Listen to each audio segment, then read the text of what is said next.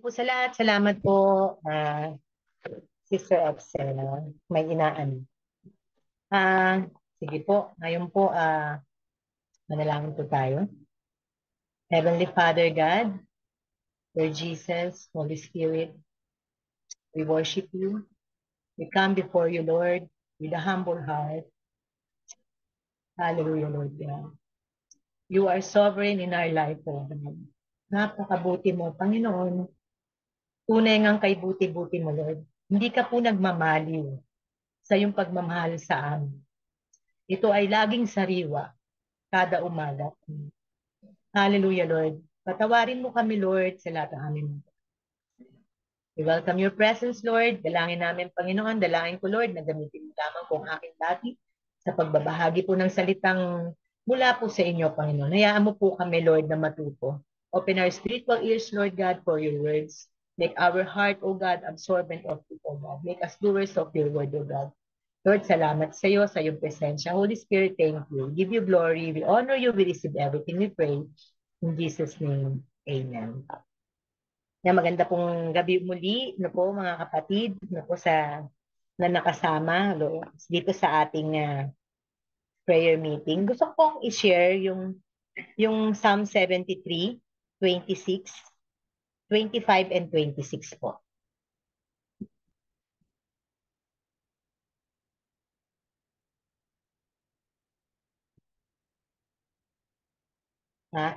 NIV ko po muna.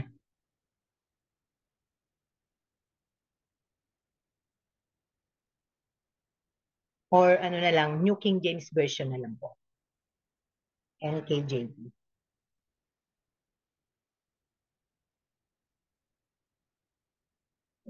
Sabi po dyan, whom have I in heaven but you?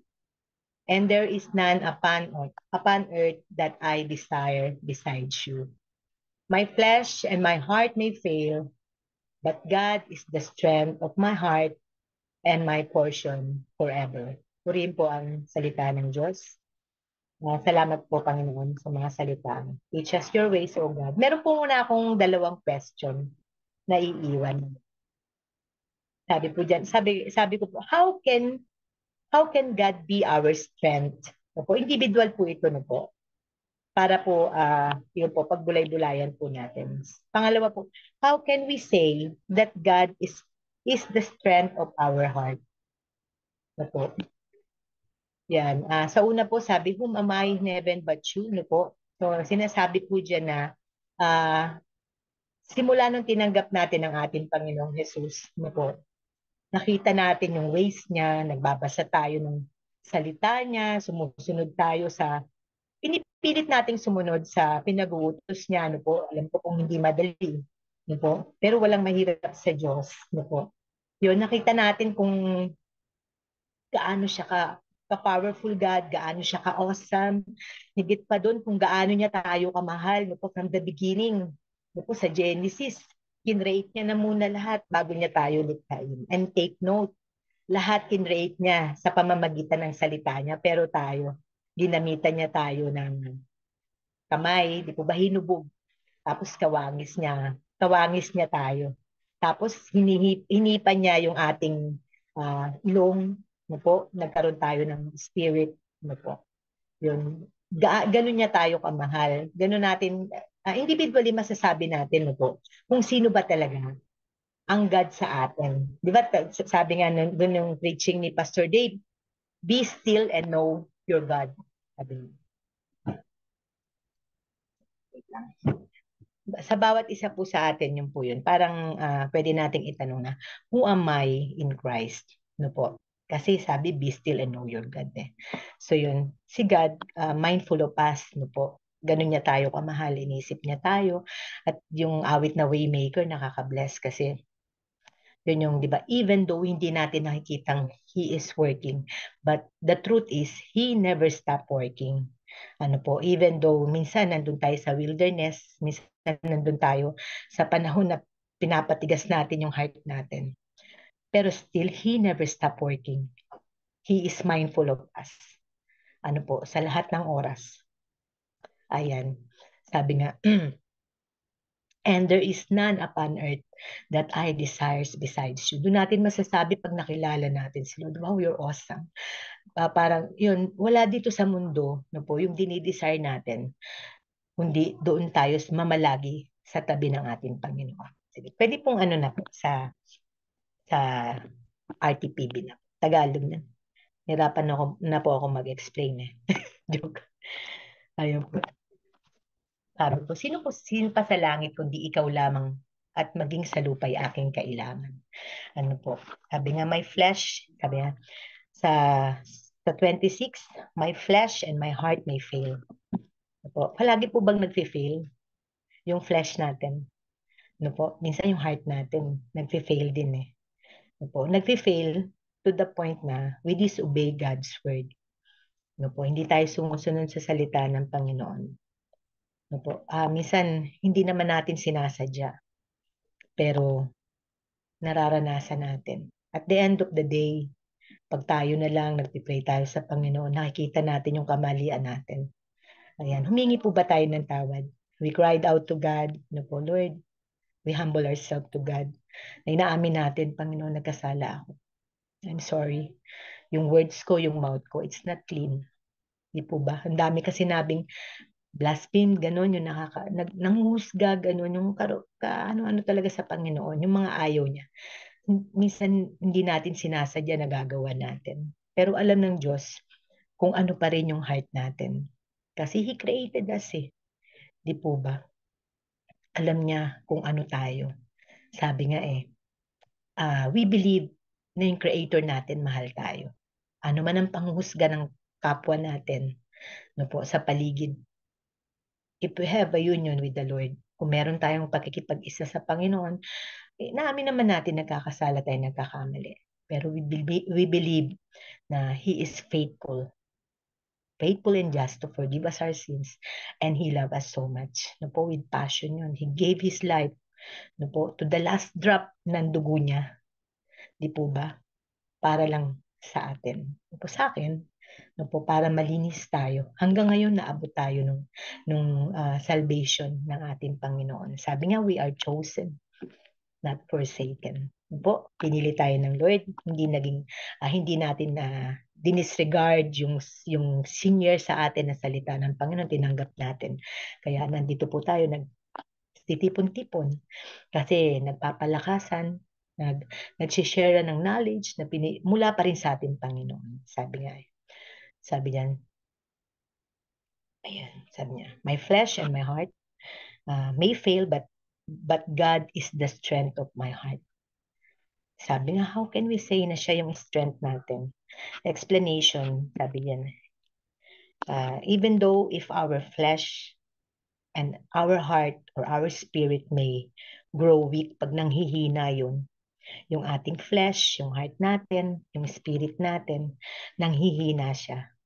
Still, God is forever our strength. No po. Sabi nga sa Romans 8:35, no po, pakisuyo nga po. Romans 8:35.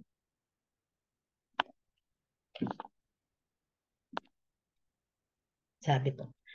Yan po. Minsan, yan sabi. Sino ang makapaghihiwalay sa atin sa pag-ibig ni Kristo? Ang kaguluhan kaya? Ang kabighatian? Pag-uusig? Pagkagutom? Kahirapan? Panganib o kamatayan? Ano po? Sa pag-ibig po talaga ni Kristo sa atin, wala talagang makapaghihiwalay. Ano po?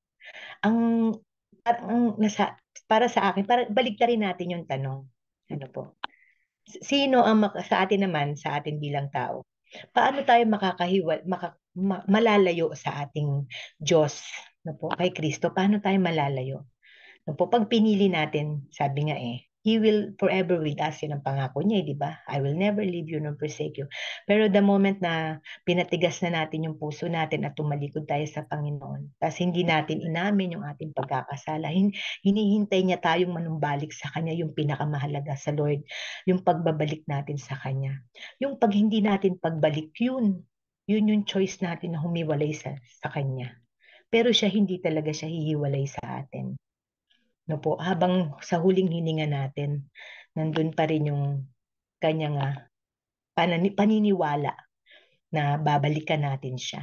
No po, na lilingon tayo, parang prodigal son, di po ba? Yung tatay lagi naghihintay sa pagbabalik ng kanyang anak.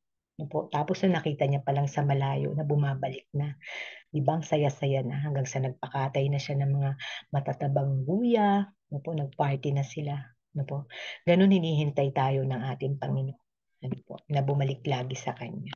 No po, yun yung sabi nga, even though if our flesh, our hearts, or our spirit may grow weak or fail, God is still forever our strength. Na po. Yung presensya ng ating Panginoon, yung mga yakap niya, that will strengthen us again. No po, pag bumalik tayo sa Panginoon. Kasi pag lumayo tayo sa Kanya, mapapagod tayo eh. No po, hindi natin kaya talaga. Po, ma, magulo, magulo sa mundo. No po, pero pag bumalik tayo sa liwanag, no po, nandun ulit yung strength, i-renew niya yung strength natin. No po, sabi nga, yung nga yun. Tapos, ayan. Teka lang. Ayan, sabi niya, it means that even if our body will be struck with the worst diseases, pag nagkasakit tayo, or if our heart gets broken over and over again. Pag yung puso natin yung na broken-hearted tayo in so many ways, no po, pwedeng sa love life, pwede namang sa mga desires, pwede sa mga dreams na nakaka-broken-hearted yun, no po.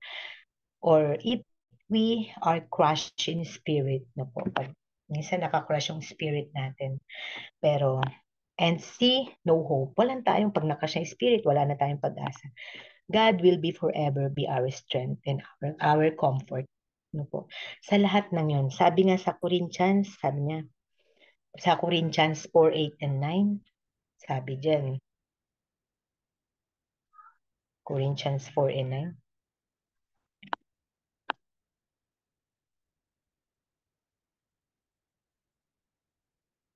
sabi, sa aming pangangaral, sabi niya, Corinthians, Corinto,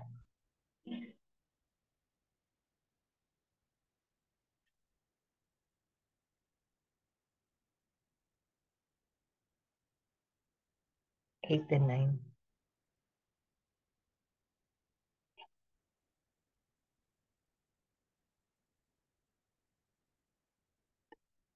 Parang hindi yan po. Wait lang po. Wait lang po. Ito po yun. Hindi po ako sure kung tama to eh. Sabi niya, sa aming pangangaral, ginigipit kami sa lahat ng paraan. Corinthians ba to o Colossians? Wait lang. Namali yata ako ng sulat. Sorry.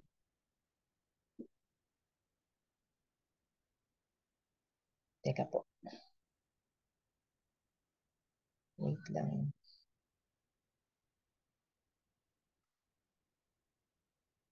Colossians yata.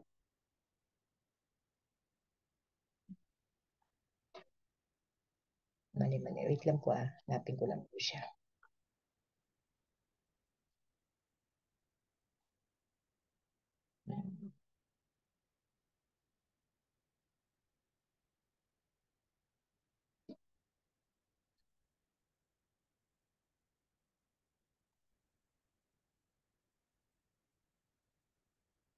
Ito. Second Corinthians pala. Second Corinthians po. Sorry. Yan. Second Corinthians 4:8 and 9. Sabi niya. English po.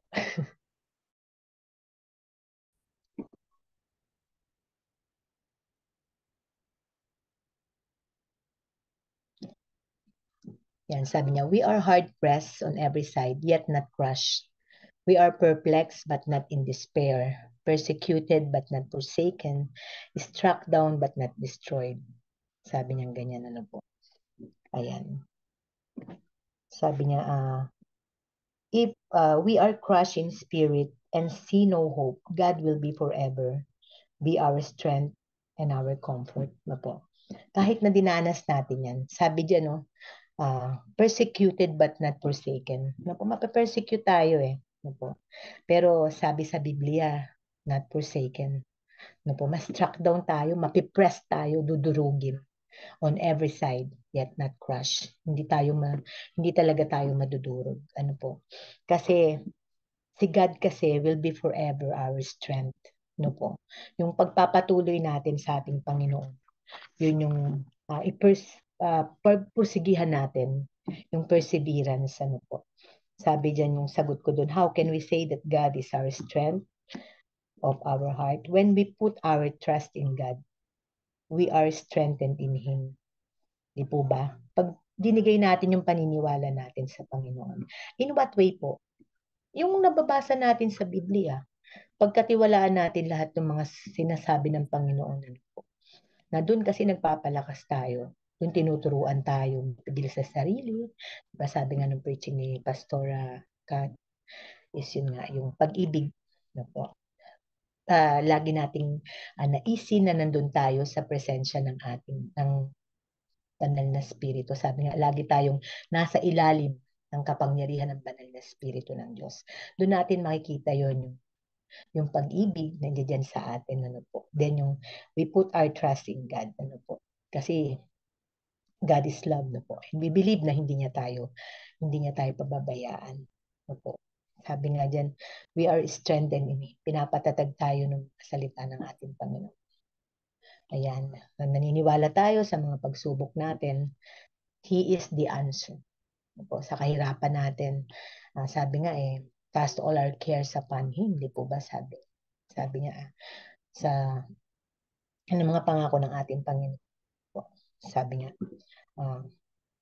kapag lack of reverence tayo for God and His ways, kapag kulang tayo sa takot sa ating Panginoon, wala tayong takot sa ating Panginoon, yun, doon tayo nagkakaroon ng parang, alam niyo po yung pag sa family, nawawala ng respect, di po ba? Kasi wala tayong banal na takot sa Lord. Wala tayong banal na takot. Halimbawa, wala tayong takot sa magulang natin. So, nawawalan tayo ng respeto. Ano po, lalong-lalo na sa ating Panginoon, dapat magkaroon tayo ng banal na takot at paniniwala sa kanyang mga ginagawa sa buhay natin. For we believe that all things works together for good. Kasi I believe naman we love God Ano po. Kaya nga lang, minsan naisip ko yun, Lord, I always pray. Di po ba yun yung greatest commandment? Love the Lord your God with all of your heart, with all of your strength, yun, and love people as we love ourselves. Ano po, minsan naisip ko, Lord, sapat po ba yung love na meron ako na nakakaabot kaya yung sa pamantayan? Kaya natutunan ko pong mag-pray na, Lord, teach me how to love you the way you want me to love you.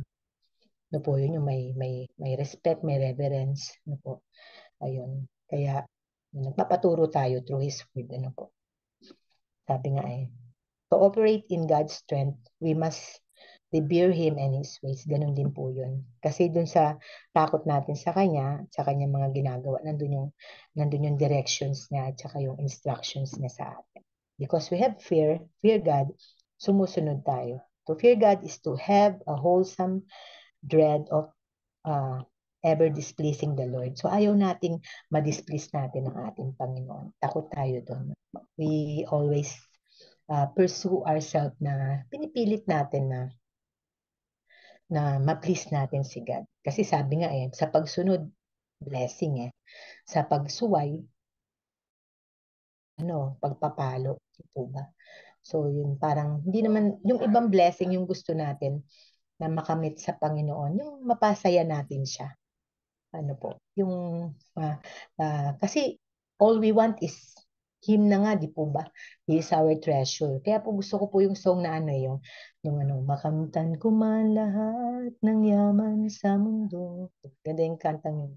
Makamit ko man ang pangarap at mithin ang puso ko kung ako'y manlalamig sa'yo at malalayo ng gusto ay bigo pa rin ay hungkag pa rin ang puso ko, ikaw ang yamang hinahangad. Yun po yung gusto natin, ano po.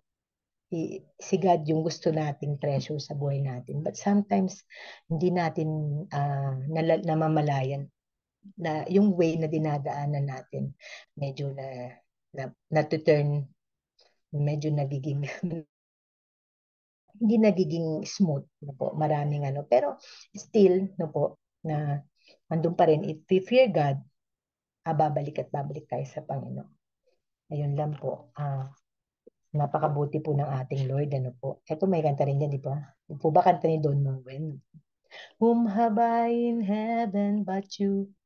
There is nothing on earth I desire besides you. My heart and my flesh, many times they fail, but there is one truth that always will prevail, that God is the strength of my heart. Yan. Yun po, doon po ako nagtatapos. Kaya I give glory to God po. He is the strength of our heart. Sige po, let us pray. Father God, thank you, Lord, sa mga salita mo, Lord, na nagpalakas sa amin. I do believe, oh God, that you are truly our strength, Lord. Tulungan mo kami na palagi kaming may magkaroon ng banal na takot sa iyo, Panginoon. So that help us to please you, O God. Thank you, Jesus, for being here with us. In Jesus' name, amen.